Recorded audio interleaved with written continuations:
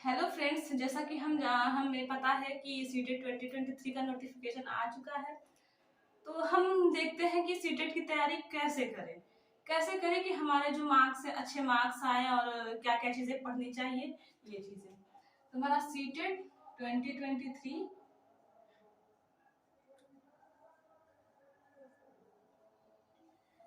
Central teacher eligibility test होता है। ये एक एलिजिबिलिटी टेस्ट है जिसमें दो पेपर होते हैं, पेपर 1 और पेपर 2। पेपर 1 में 5 सब्जेक्ट होते हैं। पेडागॉजी है, पेडागॉजी के बाद लैंग्वेज आती है। दो लैंग्वेज होती है, लैंग्वेज फर्स्ट और लैंग्वेज सेकेंड। अगर हम लैंग्वेज फर्स्ट में हिंदी सेलेक्ट करते हैं तो हमें हिंदी से डिफरेंट लैंग्वेज 2 सेलेक्ट करना होगा। जैसे हम इंग्लिश सेलेक्ट कर सकते हैं, संस्कृत सेलेक्ट कर सकते हैं। और अगर हमने लैंग्वेज 1 में इंग्लिश सेलेक्ट किया है तो इंग्लिश से डिफरेंट हम इसमें हिंदी चूज करें, संस्कृत चूज करें, कर सकते हैं। उसके बाद हमारा मैथ्स आता है और ईवीएस आता है। ये 5 सब्जेक्ट आते हैं, 30-30 मार्क्स के होते हैं। टोटल जो है 150 मार्क्स होता है। पेपर 2 भी होता है 150 मार्क्स का। इसमें भी सब्जेक्ट होते हैं 5। पेडागॉजी है, इसमें भी लैंग्वेज 2 आती है, लैंग्वेज फर्स्ट, लैंग्वेज सेकेंड। इसमें भी वही है कि अगर हम लैंग्वेज 1, अगर जो भी सब्जेक्ट लैंग्वेज 1 में सिलेक्ट करते हैं उसे डिफरेंट लैंग्वेज 2 होना चाहिए। और इसमें दो तरह के लोग होते हैं, एक जिन्होंने ग्रेजुएशन में आर्ट्स बैकग्राउंड से होते हैं और जो लोग ग्रेजुएशन साइंस बैकग्राउंड से होते हैं। तो जो लोग आर्ट्स बैकग्राउंड से होते हैं इनमें सोशल स्टडी पूछा जाता है, इन्हें सोशल स्टडी सेलेक्ट करना होता है।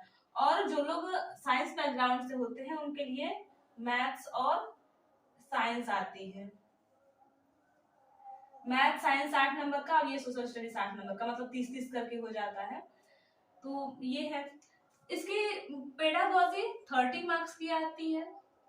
ये लैंग्वेज 1 30 मार्क्स का, 30 मार्क्स का लैंग्वेज 2, 30 मार्क्स का मैथ, ईवीएस भी 30 मार्क्स का।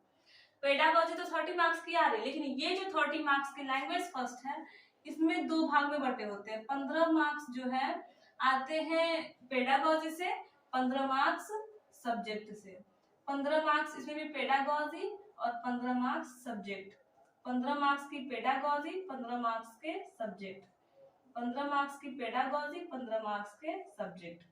इसके लिए तो हम जैसा कि देख रहे हैं कि सबसे ज्यादा जो वैल्यू है इसमें पेडागॉजी, क्योंकि सब में 15-15 नंबर का पेडागॉजी आ रहा है। तो हमें पेडागॉजी पढ़ने के लिए क्या करना होगा?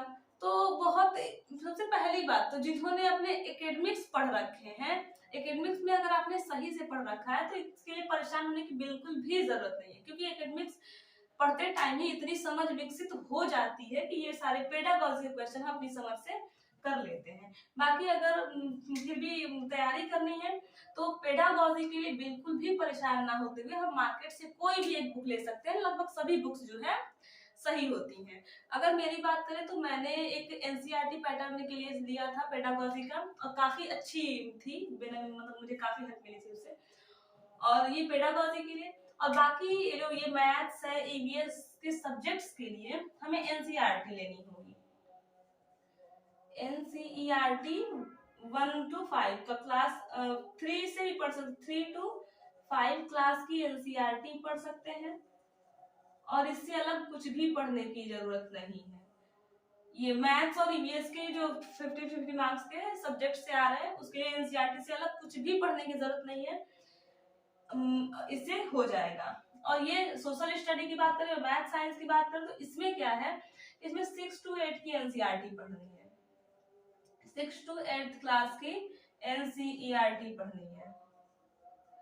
और ये अगर जो साइंस वाला है उसको साइंस की और मैथ की पढ़नी होगी, और जिन लोगों का सोशल स्टडी है उन लोगों को एसएसटी की पढ़नी पड़ेगी, यानी कि जिसमें हिस्ट्री ज्योग्राफी होती है। और पेडागोजी के लिए भी मार्केट से कोई भी बुक ले सकते हैं। लैंग्वेज 1 और लैंग्वेज 2 के लिए भी जो पेडागोजी है वो तो पे हो ही जाएगा, कोई भी बुक ले लेंगे तो। और थोड़ा बहुत नॉर्मल सी आती है, पैसेज आता है, इसको बहुत ही आसानी से कर सकते हैं। ये चीजें हैं। और सबसे महत्वपूर्ण बात कि प्रीवियस ईयर क्वेश्चन पेपर, अगर प्रीवियस ईयर क्वेश्चन पेपर अगर आप देख सकें, प्रीवियस ईयर्स क्वेश्चन पेपर तो बहुत ही बढ़िया है, क्योंकि अगर हम प्रीवियस ईयर क्वेश्चन पेपर को एनालिसिस कर लेते हैं एक बार, तो हमें ये चीज समझ में आ जाती है कि हमें जो है क्या चीज पढ़नी है, कैसे क्वेश्चंस आ रहे हैं, तो ये समझ विकसित करने के लिए है और इसे समझ आ जाएगा। और अगर आप जितने भी अभी तक सीटेट के पेपर हुए हैं, अगर आप उसके प्रीवियस ईयर्स को सॉल्व कर लेते हैं तो और कुछ चीज पढ़ने की जरूरत ही नहीं है।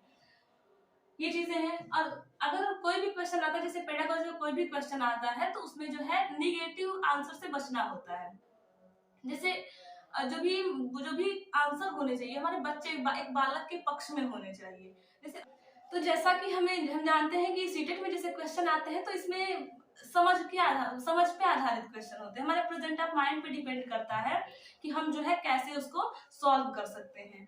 तो जैसे कि अगर कोई क्वेश्चन दे दिया गया कि केवल बालक मैथ पढ़ सकते हैं या बालिकाएं मैथ्स नहीं पढ़ सकती हैं, क्या ये जरूरी तो नहीं है कि केवल लड़के ही मैथ पढ़े, लड़कियां मैथ ना पढ़ पाए। तो ये चीजें इस तरह के क्वेश्चंस आते हैं, तो हमें इसका पॉजिटिव आंसर देना है कि मतलब बालिकाएं जो है मैथ्स में अच्छी होती है, पढ़ सकती हैं, दोनों भी पढ़ सकते हैं, पार्शियलिटी नहीं करनी है किसी के साथ में। तो जितने भी निगेटिव आंसर है उससे बचना चाहिए। जितने प्रीवियस ईयर्स क्वेश्चन पेपर है उनको एक बार जरूर सॉल्व कर लीजिएगा। और ये चीजें बाकी तो हम क्वालिफाइंग जो है इसमें, वैसे तो 90 मार्क्स पे, जनरल की बात करें तो 90 मार्क्स पे क्वालिफाई होता है, और जो ओबीसी एससी एसटी होते हैं इनको 82 मार्क्स पे क्वालिफाइंग होता है। लेकिन इससे अगर ऐसा नहीं है कि अगर क्वालिफाइंग 90 पे है तो हम केवल 90 ही लाएं और 82 ही लाएं, हमें प्रयास करना चाहिए कि हम जितना अधिक से अधिक नंबर हो उतना ला सकें।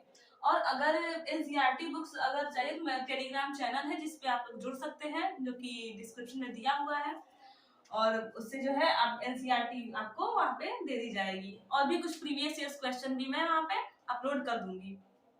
तो बाकी ठीक है। और अगर कोई भी क्वेरी हो, आपकी कोई भी क्वेश्चन हो, तो आप जो है कमेंट सेक्शन में लिख सकते हैं। Wish you all the best. Thank you.